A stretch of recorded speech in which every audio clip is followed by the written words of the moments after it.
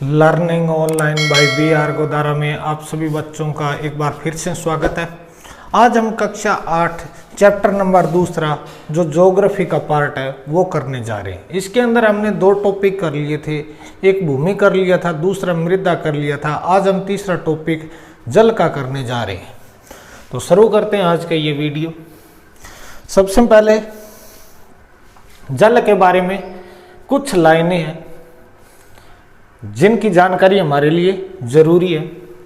जल नवीकरणीय प्राकृतिक संसाधन है।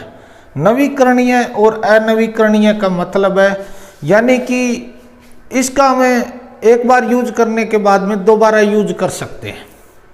अनवीकरणीय का मतलब होता है जिसका एक बार हमने यूज कर लिया, दोबारा उसका यूज हमें नहीं कर सकते। जैसे कोयला है, कोयला को एक बार हमने यूज कर लिया, दोबारा यूज नहीं कर सकते क्योंकि वो खत्म हो जाता है। इसी प्रकार पेट्रोल को हमने एक बार यूज कर लिया, दोबारा यूज नहीं कर सकते, वो अनवीकरणीय कहलाता है। जल को हमने एक बार यूज कर लिया, दोबारा भी कर सकते हैं। उसके बाद में देखो आगे, भूपृष्ठ पर 3/4 भाग पर जल है। 3/4 भाग पर, यहां पर जल लिखना था, 3/4 भाग के ऊपर क्या है? जल है। इसे जल ग्रह कहते हैं। 3/4 का मतलब क्या है? भी 4 में से 3 जो हिस्से हैं उनके ऊपर क्या है? जल है। 4 में से 3 हिस्से जो है वो किसके हैं? जल के हैं, इसलिए इसे क्या कहते हैं? जल ग्रह कहते हैं। दूसरी बात, इसी भूपृष्ठ के अंदर, ये जो भूपृष्ठ है इसके अंदर जो महासागर है वो पृथ्वी के कितने भाग के ऊपर है? 2/3 भाग के ऊपर है। देखो ये जो भूपृष्ठ है यानी कि ये जो पृथ्वी है, इस पृथ्वी के ऊपर महासागर जो है वो 2/3 भाग के ऊपर फैले हुए हैं, जबकि जो पूरा का पूरा जो भूपृष्ठ है उसके 3/4 भाग के ऊपर क्या है? जल है। दोनों लाइनों के अंदर फर्क है। यहां पर जो है 2/3 भाग के अंदर केवल महासागरों की बात कर रहा है और यहां पर जो 3/4 की बात कर रहा है संपूर्ण जल की बात कर रहा है। उसके बाद में आगे, जल के अंदर अलवण जल 2.7% है और इसका 70% भाग बर्फ, हिमानियों व पर्वतों पर पाया जाता है। देखो अलवण जल का मतलब क्या है? ऐसा जल जो हमारे पीने के योग्य हो उसे हम अलवण जल कहते हैं, या फिर ऐसा जल जिसके अंदर खारापन नहीं पाया जाता उसे अलवण जल कहते हैं। इसके अलावा जो सारा का सारा जो जल है वो किस प्रकार का है? लवणीय जल है। इस 2.7% का जो 70% जो हिस्सा है वो कहां पर हमें पाया जाता है? बर्फ के रूप में, हिमानियों के रूप में, पर्वतों के ऊपर ये पाया जाता है। आगे, केवल 1% अलवण जल का उपयोग मानव करता है, यानी कि कितना का? छोटा सा भाग का, यानी कि जल का एक छोटा सा भाग जिसका प्रयोग मानव अपने लिए यूज करता है। किसके लिए? खास तौर से पीने के पानी के लिए सर्वाधिक है वो प्रयोग करता है। जो भौमजल, भौमजल का मतलब क्या है? भूमि का जल, नदियां, झीलें व जलवाष्प के रूप के अंदर ये क्या है? 1% जो जल है ये हमारा पाया जाता है। किसके रूप में? 1% के रूप के अंदर। भौमजल का मतलब होता है भूमिगत जल, जो जमीन का जो पानी होता है। नदियां, जलवाष्प और झील, ये तो हो गए सतल भाग के ऊपर। भूमिगत जल, नदियां और झील, और ये जलवाष्प यानी कि वायुमंडल के अंदर। तो इस प्रकार से जो 1% का जो भाग है वो मानव क्या करता है? अपने लिए यूज करता है। उसके बाद में जल चक्कर किसे कहते हैं? यानी कि जल का एक चक्कर। देखो क्या होता है भी, जब जल वाष्पीकरण का मतलब पानी जो होता है वो हवा के साथ में उड़ जाना, वाष्पीकरण। जैसे अपने बात करें कुकर के अंदर जब वो सीटी बजती है तो उस समय क्या होता है? हाई प्रेशर के कारण उसके अंदर से गैस निकलती है, वो क्या होता है? वो वाष्पीकरण होता है। तो उसी प्रकार से समुद्रों के अंदर क्या होता है? वाष्पीकरण होता है, और वाष्पीकरण से क्या होती है? वर्षा होती है, और वर्षा से क्या होता है? वाह की प्रक्रिया। वाह का प्रक्रिया का मतलब क्या होता है? पानी का बहना। तो बहने की प्रक्रिया द्वारा फिर वो पानी कहां पर जाता है, महासागरों के अंदर जाता है, और महासागरों से कहां पर, वायु, भूमि और पुनः महासागरों में निरंतर गतिशील होना जल चक्र कहलाता है। कहने का मतलब क्या है, सीधा सा समझे अपने भी, वाष्पीकरण होता है, वाष्पीकरण से वायुमंडल के अंदर जो जल वाष्प वगैरह जो होते हैं उनसे बादलों का निर्माण होता है, उसके बाद में वर्षा होती है, और वर्षा जब होती है तो जमीन के अंदर वो नदियों के रूप में पानी बहता है, और वो पानी फिर कहां पर चला जाता है, वापस है समुद्र के अंदर पानी चला जाता है। अब देखो नदियां बह रही है तो बह तो रही है, लेकिन उसका जो पानी का जो कुछ हिस्सा है वो कहां पर चला जाएगा, जमीन के अंदर चला जाएगा। उसके अंदर से ही कुछ हिस्सा वाष्पीकरण के द्वारा हवा के अंदर चला जाएगा, यानी कि वायु के अंदर चला जाएगा। इसी प्रकार इस पूरे जो सिस्टम को हम क्या कहते हैं, एक जल चक्र कहते हैं। यानी कि जहां से वाष्पीकरण हुआ और वहीं पर आकर वापस पानी या जल आ जाता है, उसे हम क्या कहते हैं, जल चक्र कहते हैं।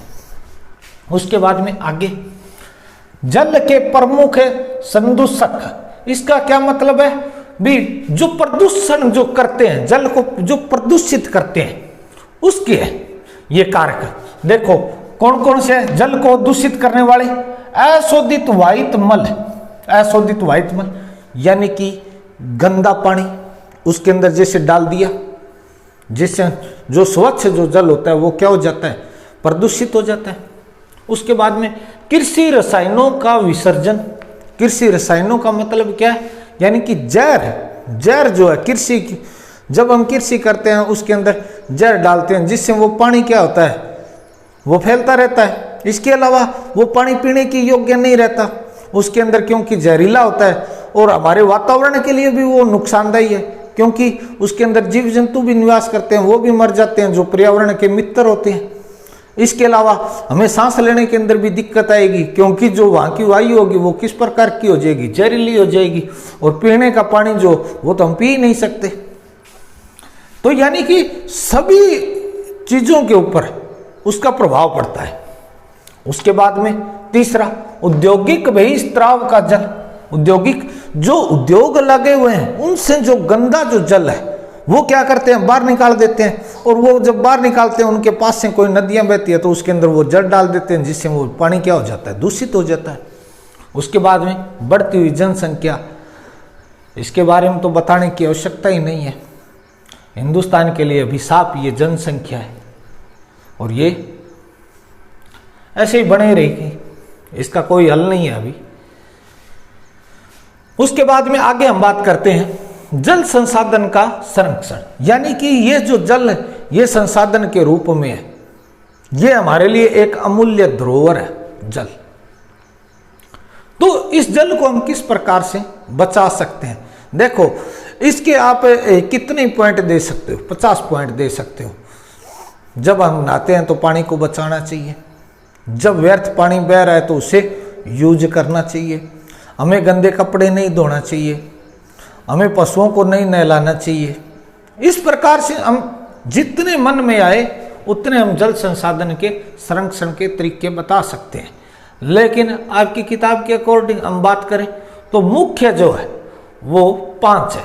देखो, खेतों को सिंचित करने वाली नहरों को ठीक करना चाहिए, यानी कि जहां से डैम से नहरें निकाली जाती है और वो जो नहरें होती है वो टूटी फूटी होती है, जिससे पानी जो होता है इधर उधर बिखरता रहता है, यानी कि खराब होता जाएगा, उसका सदुपयोग नहीं होगा।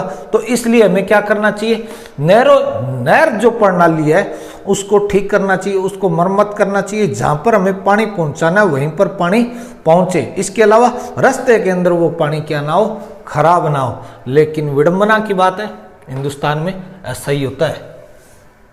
उसके बाद में दूसरा, रिसाव व वाष्पीकरण को रोकने वाली स्प्रिंकलर से सिंचाई करनी चाहिए। इसका मतलब क्या है, रिसाव व वाष्पीकरण, जैसे पानी खेत के अंदर हम लगा रहे हैं, किसी क्यारी के अंदर पानी लगा रहे हैं, वो पानी धीरे धीरे आगे बढ़ता जाता है, जिससे उसका जो रिसाव है यानी कि भूमि उसको ज्यादा सोखेगी, यानी कि अपने अंदर ज्यादा धारण करेगी, और साथ में जब वो ज्यादा देर तक रहेगा तो उसका वाष्पीकरण भी होगा।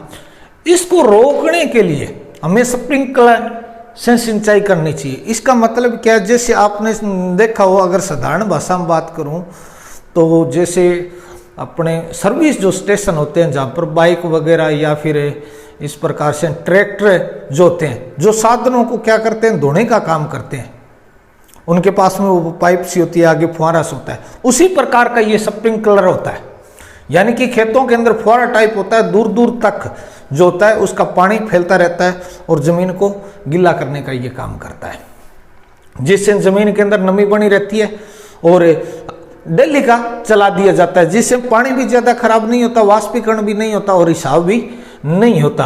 या जैसे स्प्रे वाला जो ड्रम जो होता है, उससे जिस प्रकार से स्प्रे करते हैं वो तो घूम घूम कर करते हैं, लेकिन उस स्थान को एक स्थान के ऊपर इस प्रकार से रख दिया जाता है। जिस प्रकार से अगर मैं डायग्राम की बात करूं तो इस प्रकार की नलकी होती है, इस प्रकार की और इस प्रकार से, तो इससे इस प्रकार से क्या होता है, पानी घूमता रहता है और ये पाइप होती है इस प्रकार से, इस प्रकार से ये स्प्रिंकलर होता है।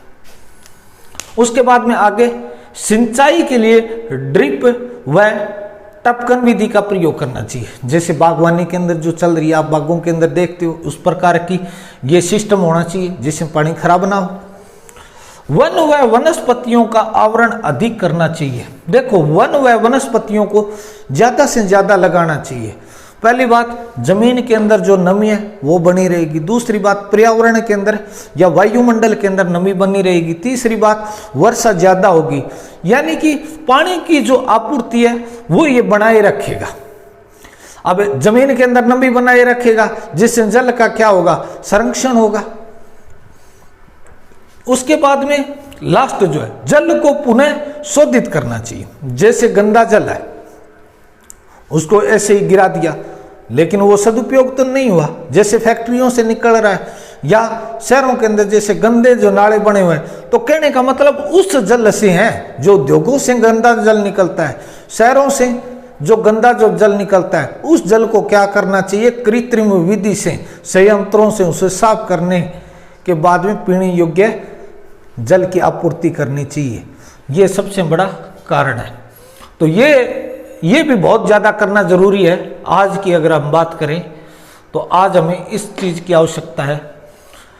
उसके बाद में एक बात और है, नोट लगा के ये लाइन लिखिए। भारत में प्रति व्यक्ति जो है जल का जो उपयोग करते हैं वो कितने लीटर पानी का करते हैं, डेली 150 लीटर पानी का प्रयोग करते हैं। तो ये जो हमारा जो लेसन था, इसके अंदर हमने तीसरा स्टेप कर लिया है और आगे 2 स्टेप बचे हैं। एक प्राकृतिक वनस्पति का बचा है और एक वन्य जीव का। तो 2 दिनों के अंदर हम नेक्स्ट ये जो 2 वीडियो आएंगे उसके अंदर हम पूरा कर लेंगे। तब तक आप इस वीडियो को लाइक करें, सब्सक्राइब करें, कमेंट करें और ज़्यादा से ज़्यादा इस वीडियो को शेयर करें। जय हिंद।